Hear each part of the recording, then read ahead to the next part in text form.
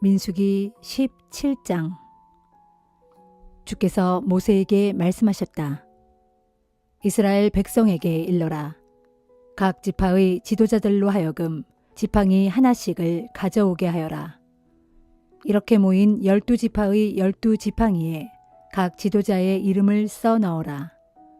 레위 지파의 지팡이에는 아론의 이름을 써 넣어라. 각 지파별로 지팡이가 하나씩 있어야 한다. 12개의 지팡이를 내가 너희들과 만나는 곳인 만남의 장막 안 법궤 앞쪽에 가져다 놓아라. 내가 택하는 사람의 지팡이에서 싹이 돋아날 것이다. 이렇게 하면 이스라엘 백성이 너희를 더 이상 원망하지 못할 것이다.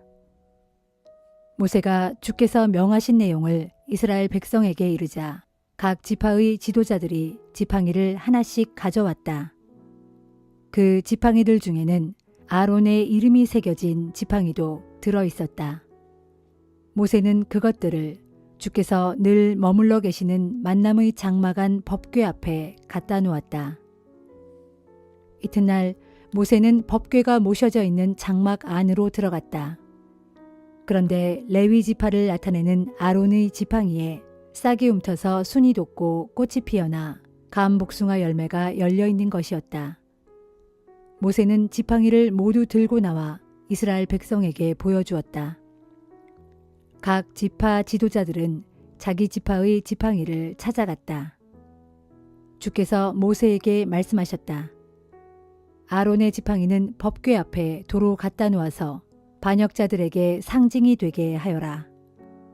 이로써 이스라엘 백성은 나에 대해 불평을 함으로써 죽는 일이 없게 될 것이다. 모세는 주께서 이르신 대로 했다. 이스라엘 백성이 모세에게 하소연했다. 우리는 이제 죽을 것입니다. 우리는 완전히 망했소. 완전히 망했어요. 주의 성막에 가까이 가기만 해도 누구나 죽을 테니 이제 우리가 다 죽게 될 것이 아닙니까?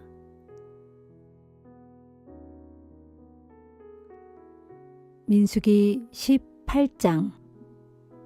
주께서 아론에게 말씀하셨다. 너와 네 아들들, 네 집안 사람들은 성소에서 잘못된 일이 있으면 책임을 져야 한다. 제사장 일을 잘못 보는 경우에는 너와 네 아들들에게만 책임이 있다. 네 형제인 레위 지파 사람들을 데려다가 너와 네 아들들이 증거의 장막 앞에서 일을 보는 동안 너희를 거들도록 하여라. 레위인들은 너를 도와 장막에서 하는 일을 도울 책임이 있지만 성소나 제단의 기구들에 가까이 가서는 안 된다.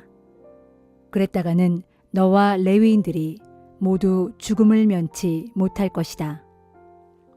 네가 하는 일을 거들어 장막 안에서 일을 처리할 사람은 레위인 뿐이다. 레위인 외에 그 어떤 사람도 네가 할 일을 거들어서는 안 된다. 너에게는 성소와 제단을 돌보아야 하는 책임이 있다. 그러니 이스라엘 사람들에게 다시 진노가 내리지 않게 하여야 한다.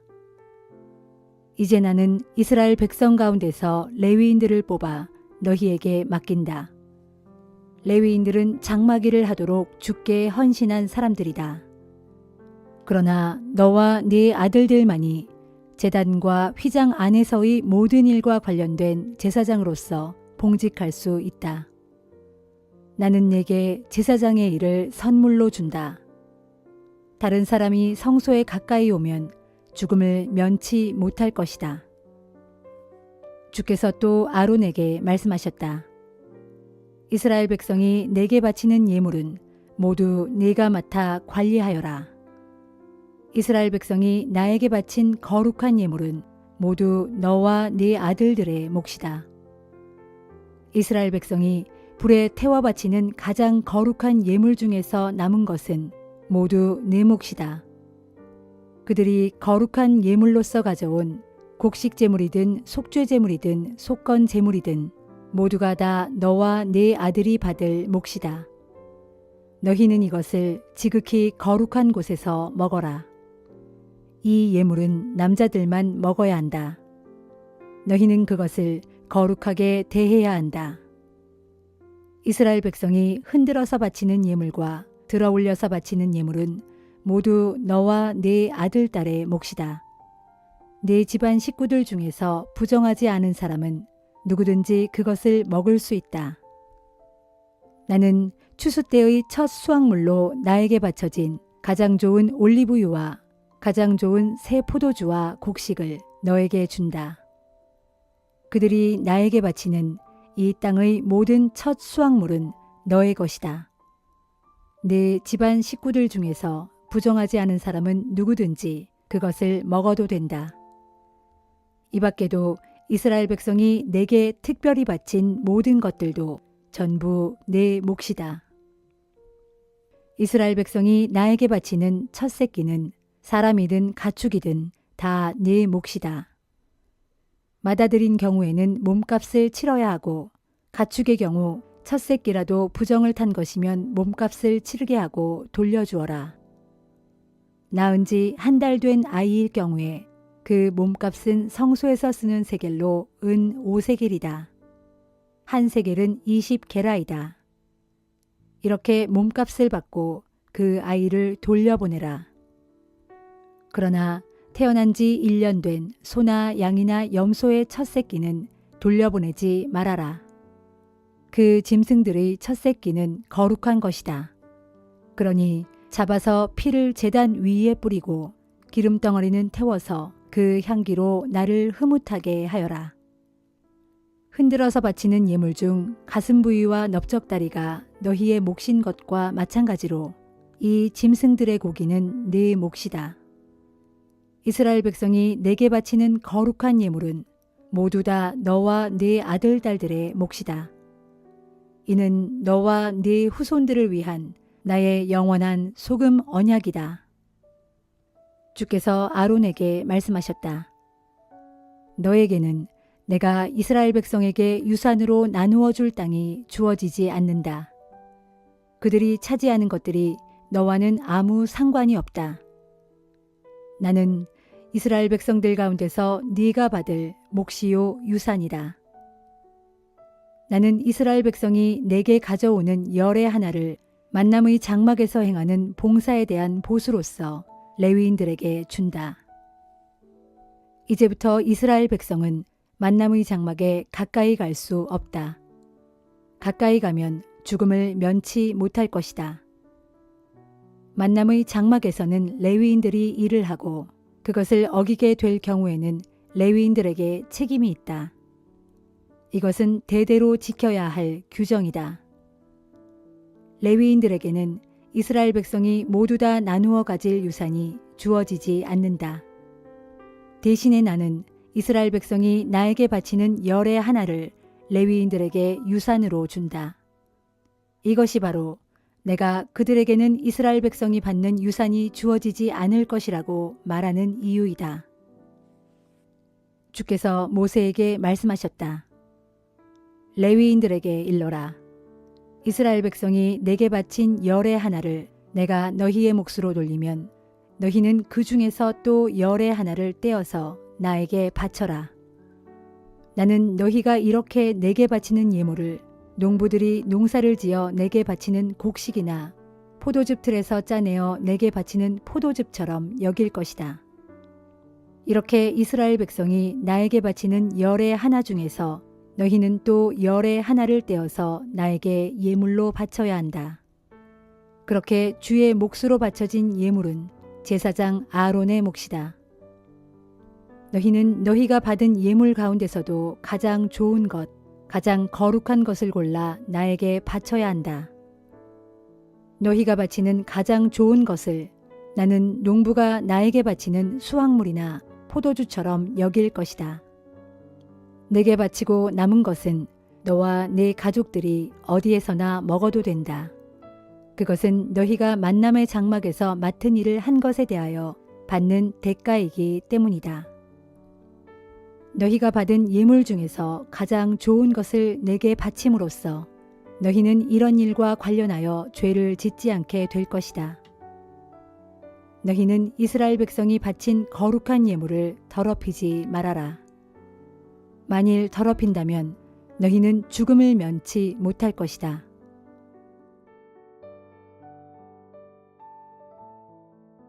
시편 55편. 오 하나님, 나의 기도를 들어주소서. 나의 간구를 못 들은 채 하지 마소서. 나를 굽어 살피시고 내 말에 귀를 기울이시어 내게 응답해 주소서. 내가 슬픔을 가눌 길이 없어 탄식하며 분노하고 있습니다. 저 원수들은 저렇듯 내게 으름장을 놓고 저 악한 자들은 나를 으깨어 버릴 듯이 노려봅니다.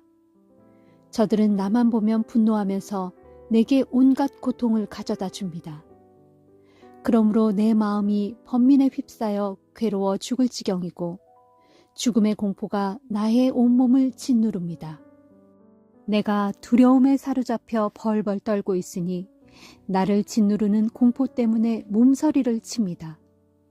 그래서 내가 스스로 말하기를 비둘기처럼 내게도 날개가 달렸다면 참으로 좋으련만 그러면 내가 멀리 날아가서 편히 쉴 수 있었을 텐데 멀리 훨훨 날아가 저 드넓은 광야에서 마음 편히 살 수 있었을 텐데 저 무지막지한 폭풍과 미친 듯 불어대는 광풍을 피해 내가 쉴 보금자리로 재빨리 날아갈 수 있었을 텐데 하였습니다. 오 주여, 저 악한 자들의 말을 혼란에 빠뜨리소서. 그래서 서로가 상대방의 말을 못 알아듣게 하소서. 저들이 사는 성읍에서는 폭력과 다툼만이 난무합니다. 저들이 밤낮으로 성벽 위를 두루 돌아다니고 있으므로 그 안에는 비리와 포악만이 가득 차 있습니다. 어디를 가든지 사악한 음모뿐이고 거리마다 사기와 협박이 그치지 않습니다. 나를 모욕한 사람이 나의 원수였다면 차라리 내가 견딜 수 있었을 것입니다. 나보다 잘났다고 스스로를 추켜 세우며 우쭐대는 사람이 나의 대적이었다면 차라리 나는 그들을 피해 어디론가 숨어버리고 말았을 것입니다. 그런데 그런 자가 바로 나의 동료, 나의 친구, 나의 가까운 벗이라니. 나와 함께 다정스레 이야기를 주고받으며 손잡고 하나님의 성전에 올라가 함께 예배를 드리곤 했던 바로 그 사람이라니. 죽음아, 나의 적들을 순식간에 내리 덮쳐라. 사악함이 그들의 집과 마음에 자리 잡고 있으니 그들을 산채로 무덤으로 데려가거라. 그러나 나는 오직 하나님께 도움을 부르짖으리니 주께서 나를 건져 주시리라. 저녁에도 아침에도 한낮에도 나는 탄식하며 주께 울부짖으리니 주께서 내 신음소리를 들어주시리라. 비록 나를 대적하는 원수들이 수없이 많을지라도 주께서는 모든 전쟁터에서 이 몸을 안전하게 지켜주시리라. 아주 먼 옛적부터 세상을 다스리시는 주께서 내 목소리를 들으시고 돌이킬 줄도 모르고 하나님 두려운 줄도 모르는 저 원수들을 단번에 고꾸라뜨리시리라. 나의 동무는 자기 친구인 나를 공격하는구나. 나와 굳게 맺은 약속을 깨뜨리는구나. 그의 입술은 엉긴 젖보다도 부드러우나 그의 마음속에는 다툼으로 가득 차 있구나. 그의 말은 기름보다도 매끄러우나 그의 마음속에는 날카로운 비수가 들어있구나. 너는 내 짐을 주께 맡겨라. 주께서 너를 붙들어 주시리라. 주께서는 올바르게 살려고 하는 의인을 망하도록 내버려 두지 않으신다. 오 하나님, 주께서는 저 악한 자들을 파멸의 구렁텅이 속으로 밀어 떨어뜨리소서. 피에 굶주린 저 사기꾼들을 자기들 수명의 절반도 살지 못하게 하소서. 그러나 주여, 이 몸은 오직 주만 믿고 의지하렵니다.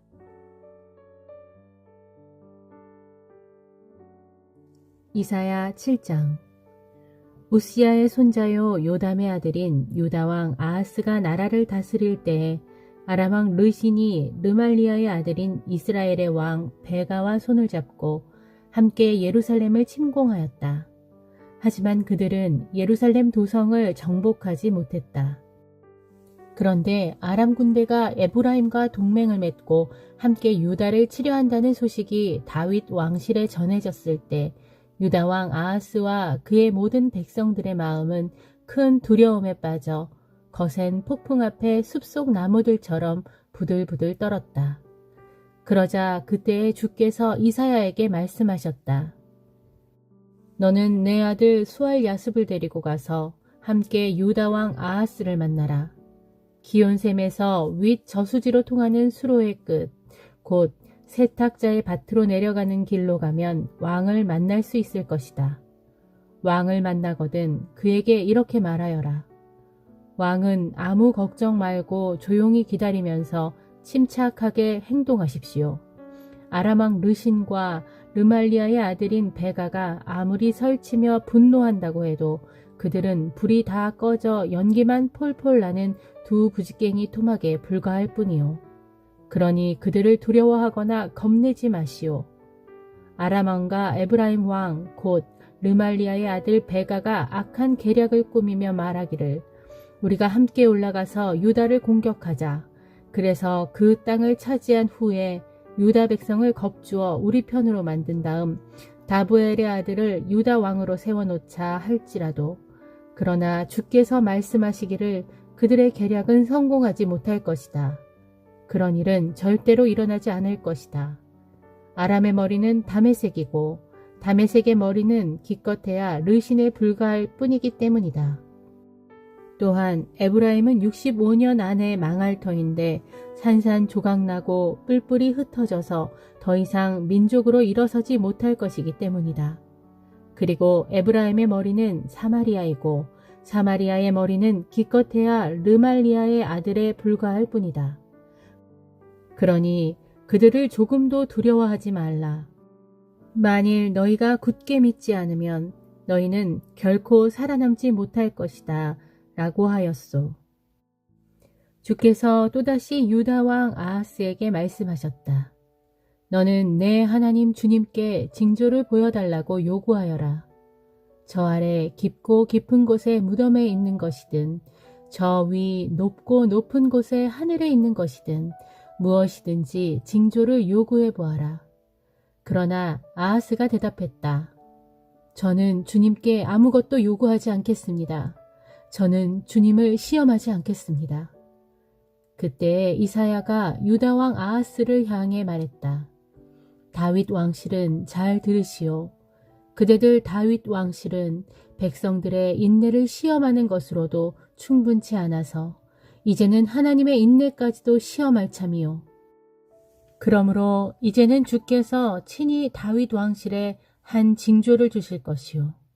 보시오.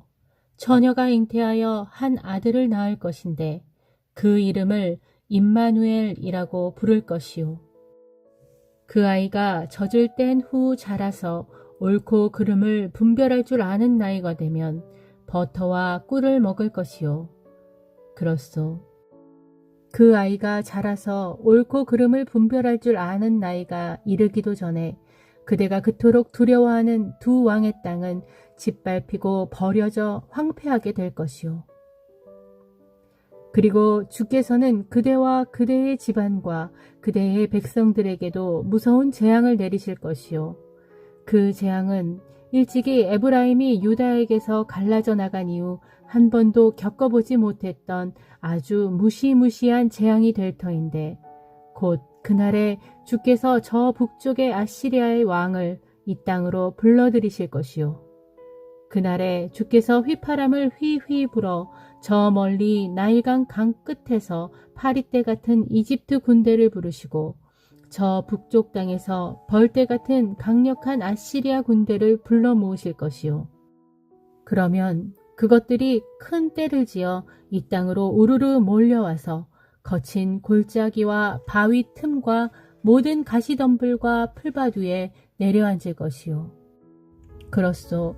그날에 주께서는 유프라테스 강 건너편에서 빌려온 예리한 면도칼, 곧 아시리아 왕을 시켜서 그대들의 머리털과 발털을 모조리 밀어버리고 그대들의 수염까지도 싹 밀어버리실 것이요.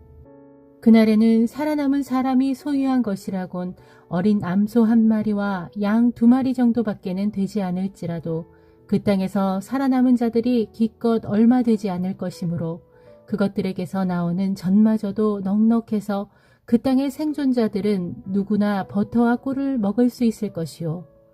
또 그날에는 은 1000세겔의 값이 나가는 1000그루의 포도나무가 있던 곳들이 다 폐허가 되어 온통 찔레나무와 가시덤불로 가득 뒤덮일 것이요. 이렇게 온 땅이 찔레나무와 가시덤불로 온통 뒤덮여 있으므로 사람들은 활과 화살을 가지고 그리로 사냥을 나갈 것이요. 그리고 이전에 괭이로 일구며 쟁기질을 하던 야산 밭에도 찔레나무와 가시덤불만이 무성하여 그대는 겁이 나서 감히 그리로 들어가지 못할 것이고, 그래서 그곳은 소나 노아 기르고 양들이나 밟고 지나가는 곳이 될 것이요.